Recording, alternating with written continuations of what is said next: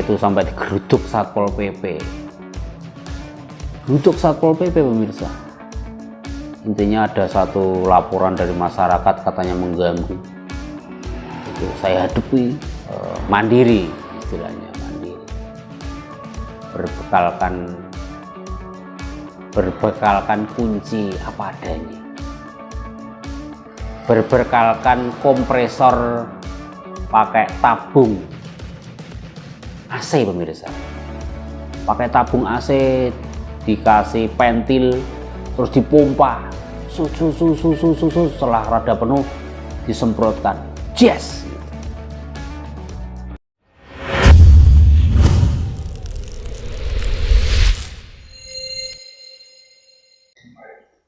Oke pemirsa, inilah kelanjutan tentang kisah supir bengkel seperti video yang kemarin.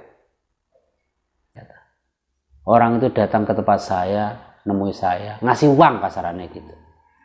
Itu kata-kata motivasi dari orang tua saya. Ya, itu perjalanan bengkel saya kerja 97 sampai tahun 2002 lah.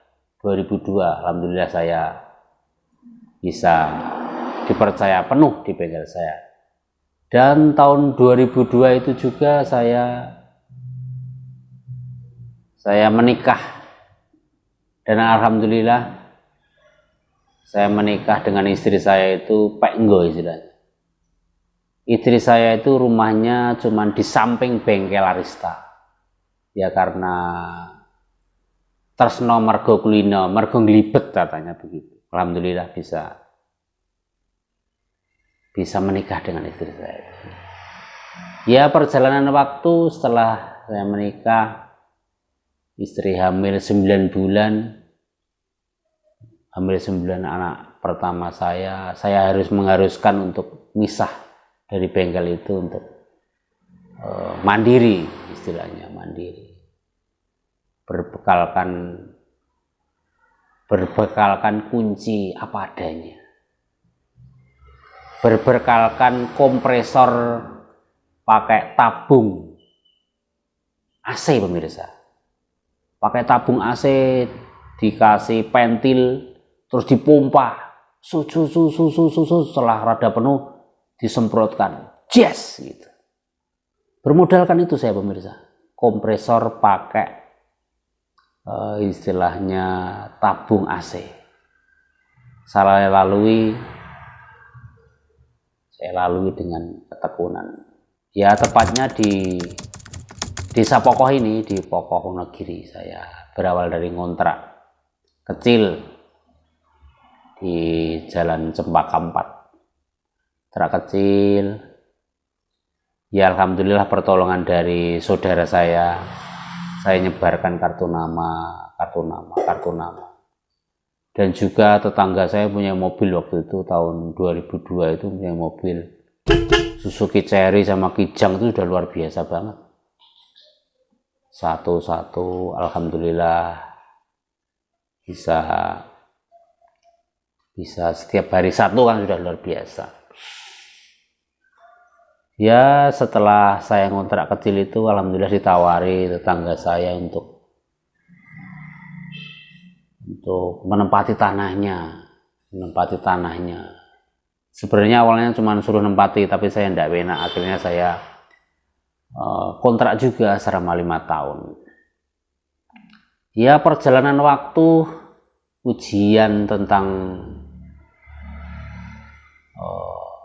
usaha saya banyak banget tahun 2000 berapa itu, 2007 lah. Saya itu sampai digeruduk Satpol PP. Geruduk Satpol PP pemirsa. Intinya ada satu laporan dari masyarakat katanya mengganggu. Itu saya hadapi. Setelah itu saya dilaporan ke kelurahan. Katanya mengganggu lingkungan juga. Tapi alhamdulillah saya hadapi dengan istri saya dengan kepala dingin. Saya hadapi semua. Setelah itu saya dikubah di RT. Katanya juga mengganggu. Pelajaran yang saya ambil dari peristiwa itu ternyata memang dalam kehidupan ini orang tanpa dipresur, tanpa ditekan sesuatu, pola hidupnya juga akan zona nyaman istilahnya. Zona nyaman, wis penake ngene, wis ben ini wae. Nah, tapi setelah ada tekanan ternyata memang Allah itu maha luar biasa banget. Menjadikan penyemangat hidup saya.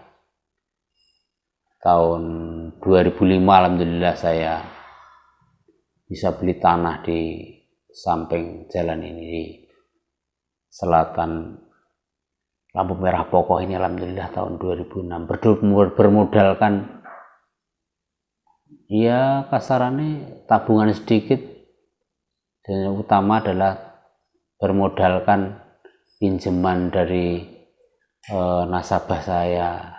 Ditawari nasabah saya di bank BPD sana. Alhamdulillah dengan pertolongan teman saya ini saya bisa beli tanah alhamdulillah dengan istilahnya pinjem modal. Alhamdulillah dengan pinjaman itu saya bisa beli tanah kecil, saya bangun sedikit demi sedikit, dan tepatnya tahun 2008 saya bisa pindah di selatan lampu merah Pokok ini sampai sekarang. Itu perjalanan bengkel saya yang alhamdulillah sampai sekarang karyawan saya sudah menambah. Alhamdulillah karyawan saya sekarang sudah 8 pemirsa, 8. Alhamdulillah dengan karyawan 8, kerjaan sulit apapun, sebanyak apapun, alhamdulillah jelas bisa diselesaikan dengan baik. Saya ceritakan juga di sini, saya mempunyai 2 fase cara kerja dulu. Saya dulu sama karyawan tahun awal-awal kerja itu, karyawan saya pressure. Saya tekan gini. Karena apa? Karena saya takut sama pelanggan saya. Jangan-jangan terjadi sesuatu. Makanya karyawan saya marah-marahin terus. Ada kesalahan, saya marahin. Ternyata itu semua nggak baik ternyata pemirsa. Menimbulkan efek yang kurang baik terhadap karyawan saya. Efek kurang baiknya apa? Orang itu kalau sering dipresur, sering dimarah-marahi, istilahnya daya pikirnya cuntel, imajinasinya nggak berkembang. Lah setelah nggak berkembang ya cuman kayak robot, maju terus nggak berkembang. Akhirnya walaupun saya marahi, saya pressure terus, kesalahan itu pasti ada, pasti. Setiap hari ada baut lepas lah, baut inilah, roda lepas dan lain sebagainya. Makanya saya terapkan sistem yang kedua kalinya ini. Pokoknya setiap ada mobil datang saya yang terima, anak buah saya instruksikan ini, mengerjakan ini, pokoknya saya kasih amanah ini, kamu kerjakan ini. Misalnya terjadi suatu kesalahan, ya tidak masalah, tidak saya marahi. Tapi apa kebaikan dari itu semua? Semua kerjaan berjalan lancar pemirsa, tidak ada halangan satu apapun. Karena mereka saya amanah ini benar-benar amanah. Jadi semuanya dicek, semuanya diteliti, dan alhamdulillah tidak ada kendala apapun dengan pola kerja yang kedua kalinya ini. Karyawan saya instruksikan itu, dan juga setelah saya instruksikan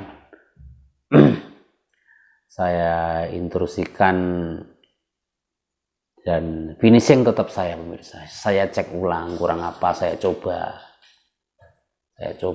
oh kurang ini. Dan perlu diketahui juga pemirsa, kalau di bengkel kami ini saya utamakan untuk istilahnya pengerjaan. Saya menganalisa, anak buah yang mengeksekusi, finisin tetap saya evaluasi lagi, kurang apa, baru nanti diserahkan kepada customer. Sebelum diserahkan biasanya saya cucikan dulu. Kalau pekerjaan besar ataupun pekerjaan terlalu lama, pasti saya cucikan supaya orang pakai ya tinggal pakailah, istilahnya begitu. Ya alhamdulillahirobbilalamin, itu karyawan saya 8. Alhamdulillah omset saya ya istilahnya kasarannya saya bisa dalam seminggu itu bisa membayari karyawan sekitar 3,5 juta. Dalam sebulan kan sudah berapa? Itu dari pembayaran karyawan. Ya alhamdulillah lah. Omset dulu dan sekarang jauh berbeda. Dan saya terus belajar pemirsa. Masukan apapun dari pemirsa ataupun dari customer semua akan saya terima dengan lapang dada. Saya terima dengan lapang dada. Apapun yang terjadi akan saya hadapi. Pemirsa. Contohnya misalnya ada komplain apapun, saya hadapi. Misalnya minta ganti ini, saya ganti. Tapi saya berusaha itu. Ya itu pemirsa, setelah omset kami itu juga saya kembangkan di bidang properti, dan juga saya kembangkan lagi untuk menyenangkan keluarga yang utama pemirsa. Di zaman pandemi ini apa toh artinya uang itu apa? Artinya apa? Intinya kita ngumpulkan uang, intinya yang utama adalah untuk berbagi untuk sesama pemirsa. Supaya dengan berbagi untuk sesama itu insya Allah juga Allah akan meridhoi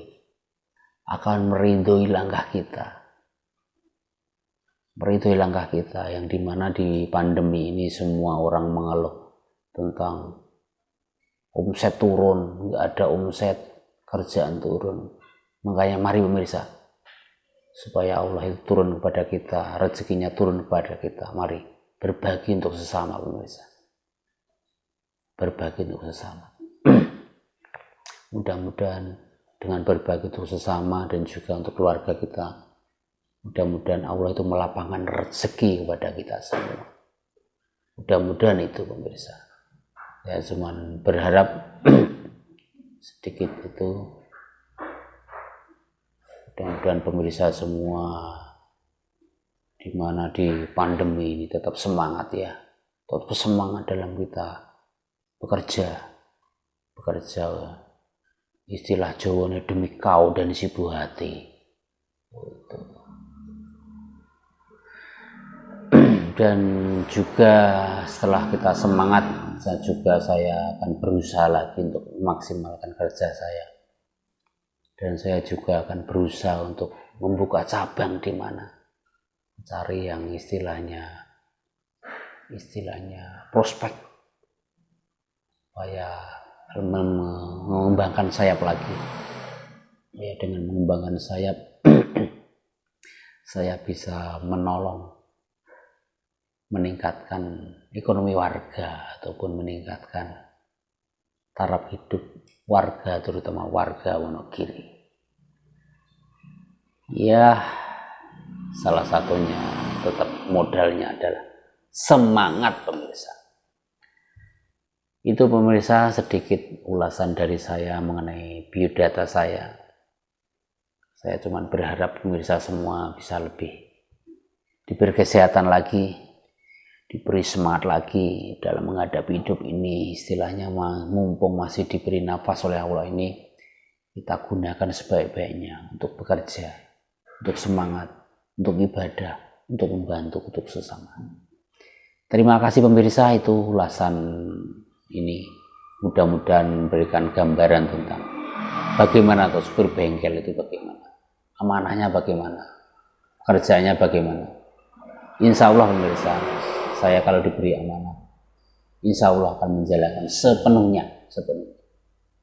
sepenuhnya, tinggal bagaimana mintanya customer saya, mintanya bagaimana, keuangannya bagaimana.